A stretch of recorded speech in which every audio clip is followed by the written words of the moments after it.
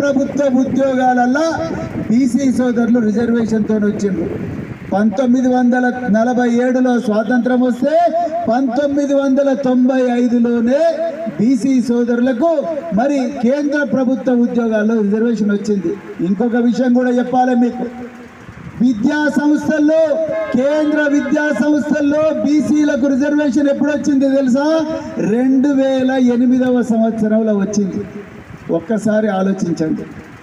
ఎప్పుడు 1947 కాకా Kalelkar commission 1953, mandal commission 1978, అది అమల్లోకి వచ్చింది 1990. బీసీలకు కేంద్ర విద్యా సంస్థల్లో రిజర్వేషన్ వచ్చింది 2008, అది కూడా పోరాటం చేస్తే. ఇవాళ నేను ఇంతకుముందే అన్న నరసింహన్నతో అన్న, ఈ ఇందిరా పార్కులో ఎవరన్నా ఆధిపత్య వర్గాల వాళ్ళు ధర్నాలు చేస్తారా? ఇందిరా పార్క్ పుట్టినప్పటి నుంచి ఇప్పటి వరకు ఆధిపత్య వర్గాలకు చెందిన వాళ్ళు తరతరాలుగా సంపద వాళ్ళే అనుభవిస్తున్న వాళ్ళు ఒక్కరోజన వచ్చి ఇక్కడ ధర్నాలు చేస్తారా? చేయరు.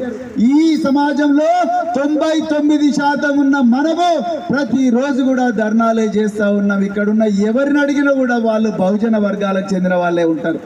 నేను పోలీస్ ఆఫీసర్గా చెంచల్గూడ జైలుకు పోయినా, చెర్లపల్లి జైలుకు పోయి సూపరింటెండెంట్లను అడిగిన, అయ్యా ఇందులో ఉండే ఖైదీలందరూ ఏ వర్గాలకు చెందిన వాళ్ళు?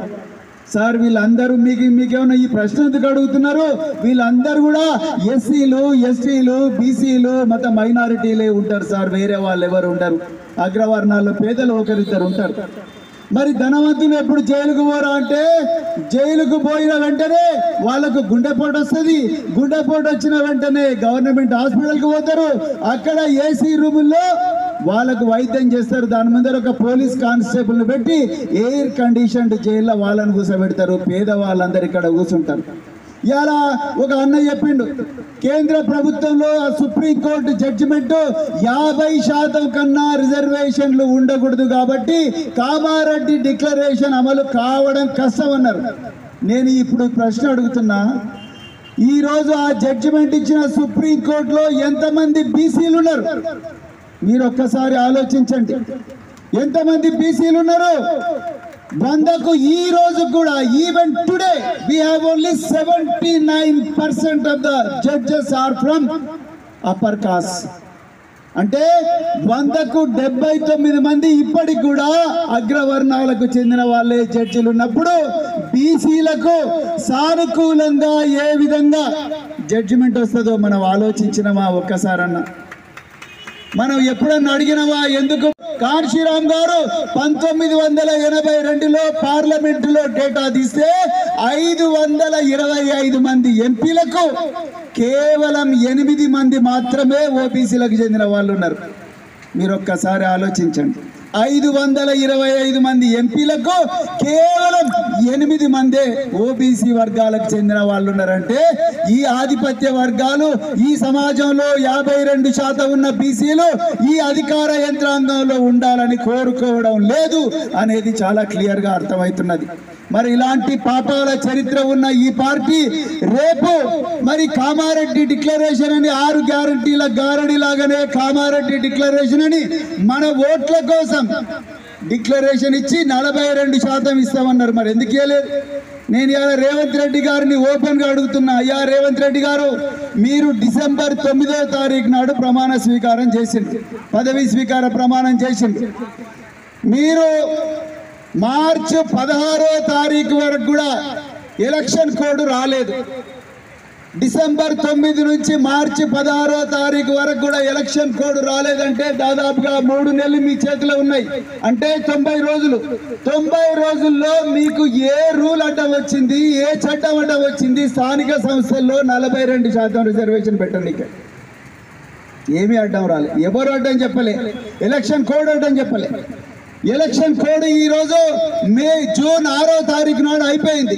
జూన్ 6వ తారీఖు నాడు నుంచి ఈరోజు జూన్ 17వ తారీఖు నాడు 9 రోజుల్లో ఒక్కరోజన్నా మరి స్థానిక సంస్థల ఎలక్షన్ల గురించి మీరు మాట్లాడినరా? బీసీ కమిషన్కి ఇవ్వాల్సిన బడ్జెట్ గురించి మాట్లాడినరా? అదేవిధంగా ప్రొఫెసర్ అయినకొండ తిరుమలి ఏదైతే 15, 16 ప్రశ్నలు ఏవైతే ఇచ్చిండో బీసీబీ జనాభా గణన గురించి దాని గురించి మాట్లాడడానికి రివ్యూ పెట్టిండ్రా ఇవన్నీ పెట్టకుండా దొడ్డిదారిన ఇవాళ ఆంధ్రజ్యోతిలో ఒక పత్రికలో ఏదో పత్రికలో ఒక లీక్ చేసిండు ఓటర్ల లిస్టు ఆధారంగా జనాభా గణన చేస్తారు మెడ మీద తలకాయ ఉన్నాడు ఎప్పుడైనా చెప్తాడు ఉంటది వయసు ఉంటది అడ్రస్ ఉంటది కులం అక్కడ ఉండదు నువ్వు అది పెట్టుకొని ఏ విధంగా చేస్తావు ఒక్కసారి అలా తెలంగాణ ప్రభుత్వం దీనికి ఆన్సర్ చెప్పాలంటే దీన్ని బట్టి అర్థమవుతున్నది ఏంటంటే దొడ్డిదారుణ సమయం లేదు సుప్రీంకోర్టు ఒప్పుకోదని మళ్ళీ సాకులు చెప్పి మళ్ళీ స్థానిక సంస్థల ఎలక్షన్లు జరిపే కుట్ర చేస్తున్నారు అందుకొరకే సోదరుడు రాజారాం యాదవ్ గారు ఇలా మరి ఎట్టి పరిస్థితుల్లో కూడా ఈ పోరాటం అనేది ఇందిరా పార్కే పరిమితం కాకూడదు గ్రామాన కూడా ఈ పోరాటం పోవాలి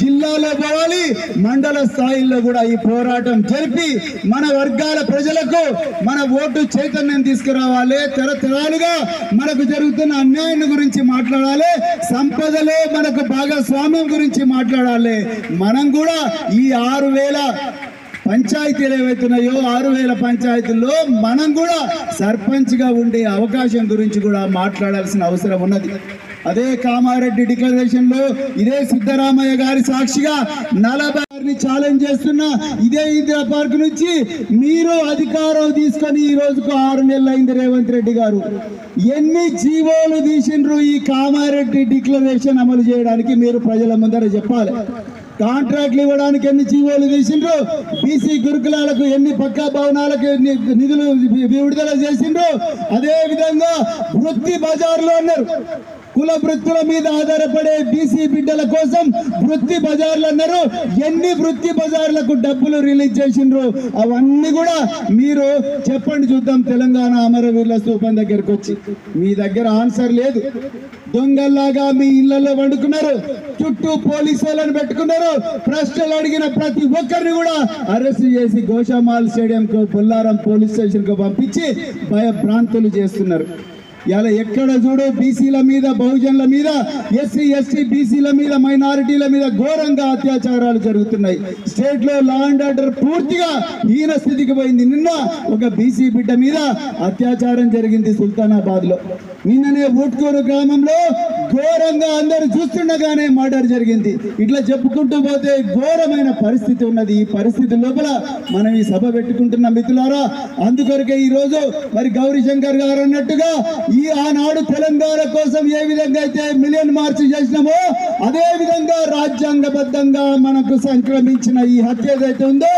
ఆర్టికల్ 46 ప్రకారం ఆర్టికల్ 340 ప్రకారం అదే విధంగా ప్రాథమిక హక్కుల ప్రకారం మనకు ఈ మనం ఎంతో మనకంత వాటా కావాలి ఇలా రిజర్వేషన్ అనేది ఒకడిస్తే ఇచ్చే బిచ్చం కాదు దయచేసి గుర్తుపెట్టుకోండి రాజ్యాంగం మనకిచ్చిన హక్కు మనం 70 మంది ఉంటే 70 మంది బరాబర్ మనకి ఇవ్వాలి 80 మంది ఉంటే 80 మంది ఇవ్వాలి తమిళనాడు ఎట్లా తీసుకున్నారు తమిళనాడు 69% రిజర్వేషన్ ఎట్లా తీసుకున్నారు తీసుకోవడమే కాకుండా దాన్ని 9వ షెడ్యూల్ లో ఎట్లా పెట్టుకున్నారు తెలంగాణలో 52% మంది ఉండి కేవలం 27% మందికి ఎట్లా రిజర్వేషన్ ఇస్తున్నారు మేము చిన్నగా ఉన్నప్పుడు 1986 సంవత్సరంలో కృష్ణన్న ఇక్కడే సాక్షి 86-87 సంవత్సరాల నాటి ముఖ్యమంత్రి ఎన్టీ రామారావు గారు ఈ 23% నుంచి 44 చేస్తే ఆ రోజు రాష్ట్రాన్ని రావణ రాష్ట్రంగా మార్చింది ఎవరు కాంగ్రెస్ పార్టీ మిత్రులారా మీరందరూ కూడా గుర్తుపెట్టుకోవాలి అదే కాంగ్రెస్ పార్టీ